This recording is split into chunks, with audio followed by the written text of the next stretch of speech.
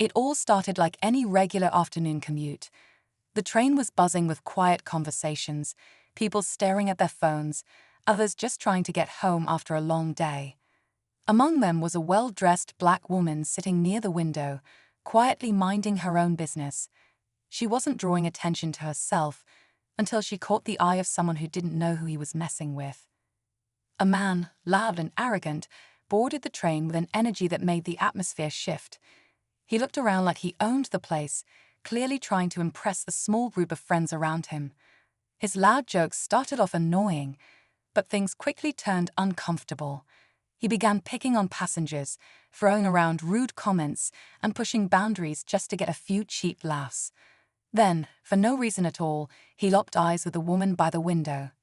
Maybe it was her calmness, or maybe something else rubbed him the wrong way, but what happened next made everyone freeze.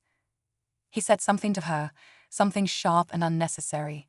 She calmly asked him to leave her alone, but instead of backing off, he crossed the line. With the whole train watching in shock, he made a move that no one saw coming. What he didn't realize, what none of them realized, was that this woman wasn't just any commuter. She was the wife of someone powerful, not just any officer, but the city's chief of police. The moment he laid a hand on her, everything changed. Her expression didn't flinch, but what happened in the next few moments turned this train ride into a story people would be talking about for years. The silence after the incident wasn't just from the shock, it was the calm before the storm. And let's just say, the bully was about to learn a lesson he would never forget. As the train rolled on, the mood shifted completely. Conversations stopped, and eyes stayed locked on the scene that had just unfolded. The bully stood there, still trying to look tough, but it was clear something had changed. People weren't laughing anymore. In fact, most were staring at him in disbelief. Some even started recording on their phones. But the woman, she remained calm, almost too calm, like she knew something he didn't. She didn't scream. She didn't argue. She just looked at him with this expression that made even the bystanders feel uneasy. The kind of look that said, "You just made the biggest mistake of your life." The man seemed to sense it too, but pride kept him standing there, trying to act unbothered. His friends, once egging him on, were now silent, their eyes darting between each other, unsure of what to do next. The woman reached into her bag, not in a panicked rush, but slowly, deliberately. She pulled out her phone and made a call. No loud threats, no raising her voice. She spoke clearly and softly, saying just a few words that no one could quite make out. But it was enough to make the bully's fake confidence start to crack. What people on the train didn't know was that this woman had been through worse. She'd stood beside her husband, the chief of police, through years of challenges, public pressure and threats. She knew how to stay composed under pressure. More than that, she knew what power really looked like. It wasn't loud. It wasn't aggressive. It was quiet, steady, and smart. Meanwhile, the man who just tried to humiliate her was beginning to sweat. He kept glancing at the passengers filming him, probably realizing that this video wasn't going to paint him in a good light. Something told him this wouldn't just blow over. He tried to laugh it off, hoping to play it cool, but the damage was done. The train was still moving, but for him, time felt frozen. What he didn't know was that every stop brought him closer to a surprise he'd never see coming. The train sped forward, but inside, it felt like everyone was holding their breath.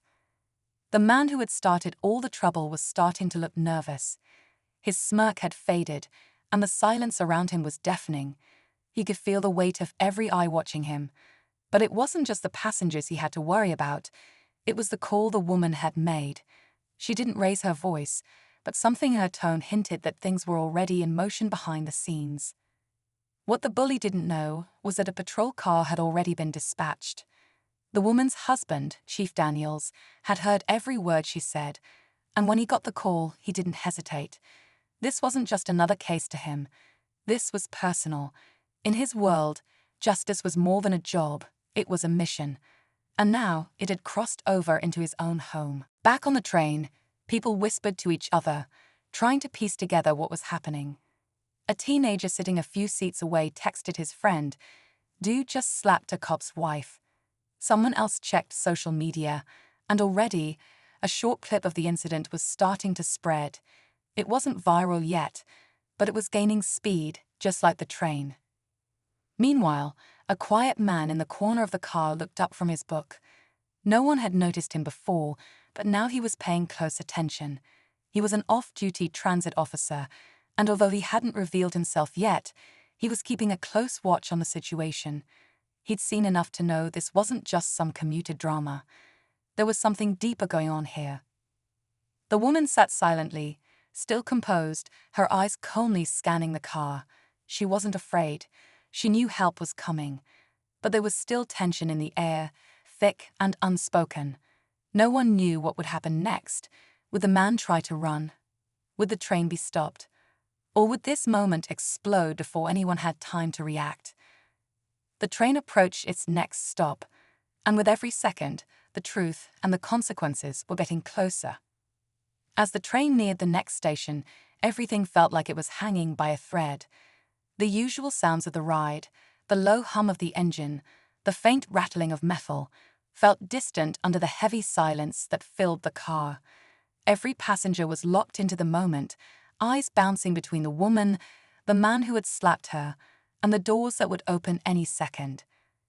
The bully's posture had changed. He was shifting on his feet now, glancing toward the doors like he was planning something. His confidence was gone, replaced with a creeping panic he was trying to hide. He could feel the pressure closing in. His friends had already stepped back, clearly wanting no part in whatever was about to go down. One of them whispered, "Man, let's get off at the next stop," but the bully didn't respond. He just stood there, eyes darting, heart racing. Across the aisle, the off-duty transit officer had quietly pulled out his badge and moved closer. He still hadn't said anything, waiting for the right moment. He knew things could explode if handled wrong. One wrong move could spark a panic. So he kept his distance, watching every detail, waiting for backup. At the same time, the woman calmly put her phone away and sat still, hands folded in her lap. But her eyes were sharp. She was alert, listening for the brakes, listening for the shift in the train's motion that would signal the stop was coming. She knew her husband wouldn't waste a second. Outside, sirens were already cutting through the city noise. The platform ahead had been quietly cleared by officers who'd arrived early. Passengers waiting to board were told to stand back, unaware of a situation unfolding just a few feet away. Inside the train, the bully started pacing slightly, rubbing the back of his neck. The anxiety was visible now. He knew something was coming, even if he didn't know exactly what. A voice came over the speaker. Asterisk next stop in 1 minute. Asterisk, and just like that, every breath in the car felt shorter. Everyone was bracing for what would happen next. The doors would open, and with them, the truth. As the train began to slow, the tension inside the car hit a breaking point. Everyone could feel it, that strange mix of fear, justice, and something else brewing beneath the surface. Just as the doors hissed open and the station platform came into view, the man made a sudden move. He darted toward the exit, pushing past a few people who shouted in surprise. He was trying to escape. But before anyone could react, another unexpected figure stepped into the story. A young man in plain clothes, standing quietly near the doors, reached out and blocked the exit with one arm. He flashed a badge, but it wasn't a regular transit badge. It was federal. Homeland Security. The crowd froze again. Even the off-duty officer looked shocked. This wasn't just a local incident anymore. The agent didn't raise his voice. He just said, "You're not going anywhere. We've been watching you for weeks." The bully, now visibly sweating, looked completely thrown. This wasn't just about the slap anymore. Something much bigger was unraveling. Turns out, the man had already been on law enforcement's radar for months, linked to a string of fraud cases and a wider investigation involving stolen identities. No one, not even his so-called friends, had known the full story. The woman, still seated, watched it all unfold. Her expression didn't change, but there was something in her eyes, a flash of recognition. She knew this went deeper than what anyone on the train could have guessed. Her husband, Chief Daniels, had once mentioned a case like this over dinner, and now here it was, crashing into her everyday life. Meanwhile, whispers spread like wildfire through the car. Phones were still recording. Someone muttered, "This just turned into something big asterisk." The bully stood frozen, caught between a train full of witnesses and a growing wall of law enforcement now waiting just outside. But just when it seemed like it couldn't get any more intense, another voice came through the train speaker. One that wasn't supposed to be there. A hijacked message. A voice distorted, calm but eerie. Asterisk, let him go. You have no idea what you're dealing with. Asterisk. And with that, the real danger had only just begun. The distorted voice echoing through the train speaker sent a chill through the entire car. Passengers looked around in confusion, fear rising like a wave. Even the Homeland Security agent who had just stepped in tensed up, eyes narrowing as he reached for his earpiece. The voice was gone as quickly as it came, but it left behind a silence thicker than before. The man at the center of it all, the one who had tried to leave like nothing happened, was no longer trying to act tough. His hands were shaking now, and his eyes darted toward the platform where multiple officers had gathered. Chief Daniels had arrived, stepping onto the train with quiet authority. He wasn't in uniform, but his presence was commanding. The moment his eyes met his wife's, something passed between them. Unspoken understanding, reassurance. "Take him," Chief Daniels said calmly. The agent nodded and stepped forward, cuffing the man with little resistance. But just as they began to lead him off the train, the unexpected twist landed. A teenage boy, no older than 16, jumped up from the back of the car and shouted, "He's not the only one." Everyone turned to look. The boy held up his phone, playing a video he'd taken just minutes earlier, one that caught the man's friend slipping a tiny device under one of the train seats during the chaos. Officers rushed over, locating the object. It wasn't a weapon, but it was strange, an advanced signal jammer. That's how the message got into the speaker system. It was planted to cause confusion, maybe even to give the bully a chance to run. Whatever they were involved in, it was bigger than anyone had imagined. With both men now in custody and the device secured, the train was evacuated and swept for safety. Chief Daniels stayed close to his wife, who remained composed through it all. As they walked off the platform, a reporter nearby asked if justice had been served. Chief Daniels paused, looked back at the train, then said, "This was never just about one slap. It was about how truth always finds a way to the surface, no matter how deep it's buried." And just like that, what started as a random act of bullying ended up unraveling a criminal web, all because the wrong man messed with the wrong woman, on the wrong train. The distorted voice echoing through the train speaker sent a chill through the entire car. Passengers looked around in confusion, fear rising like a wave. Even the Homeland Security agent who had just stepped in tensed up, eyes narrowing as he reached for his earpiece. The voice was gone as quickly as it came, but it left behind a silence thicker than before. The man at the center of it all, the one who had tried to leave like nothing happened, was no longer trying to act tough. His hands were shaking now, and his eyes darted toward the platform where multiple officers had gathered. Chief Daniels had arrived, stepping onto the train with quiet authority. He wasn't in uniform, but his presence was commanding. The moment his eyes met his wife's, something passed between them. Unspoken understanding, reassurance.